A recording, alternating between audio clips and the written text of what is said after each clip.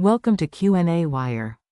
So in this question, compare the electron affinity of fluorine to the ionization energy of sodium. So we can see that the ionization energy of sodium is Na gas to form Na positive gas plus electron, and this value is 496 kilojoule per mole. And then electron affinity of fluorine can gain one electron and it can form F negative gas. So this value is around minus 328 kilojoule per mole. So basically this IE is the ionization energy. So this is known as ionization energy, and EA is the electron affinity. EA is the electron affinity. So the question is, compare the electron affinity of fluorine to the ionization energy of sodium, and does the process of an electron being pulled from the sodium atom to the fluorine atom having a negative or positive del E, and then discuss why sodium fluoride is a stable compound, and does the overall formation of NaF have negative or positive del E. So we can see that this ionization energy is the minimum amount of energy required to remove an electron to form a cation, and in case of electron affinity is the amount of energy released when an electron is added and it can form an ion. So that means in case of ionization energy it can form cation, and in case of electron affinity it can form anion.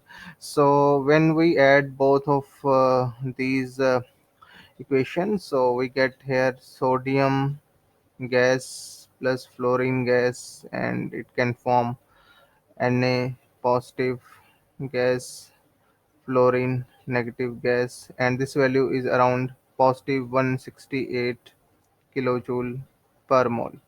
So this positive value indicates that this is the endothermic process. So this positive value indicates that this is the endothermic process. So but actually this these reaction can be take place in some other way. We can see that the reaction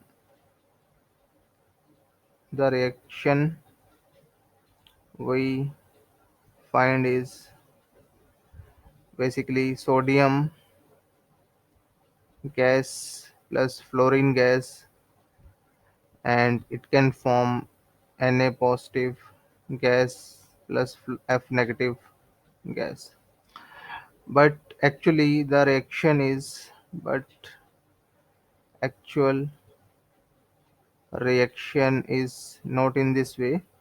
So the actual reaction of sodium fluoride is basically this is sodium, and this is solid, and then half F2 that in gas form, and it can form NaF solid. So basically this is the actual reaction of sodium fluoride which can take place. So that means we can see that the reaction that can take place is like this sodium solid, it can form sodium gas. So that means here we can see that sublimation can take place, and in case of this is half F2 gas, and it can form F gas, and then we can see that fluorine can gain one electron, it can form F negative gas. So basically this is the reaction of electron affinity which is exothermic, and and other reaction that is sodium that in gas form, so it can form Na positive gas plus electron. So this reaction is basically the ionization energy. So when we add both of these reaction, so on adding both of these reaction we can easily see that this sodium gas plus fluorine gas, and it can form NaF solid. So basically this is the reaction which can take place, And we know that in case of this, the process of formation of solid, so we can write that the process of formation of solid is always exothermic, is always exothermic. So that means we can say that for the formation of this reaction, like this type of reaction, like this. So basically in this case, lattice energy will be large, lattice energy will be large negative value, large negative value. So that means we can say that this indicates that the lattice energy, which is exothermic, so this indicates that the lattice energy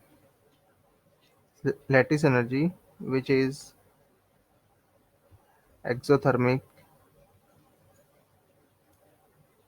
and large negative values, large negative values.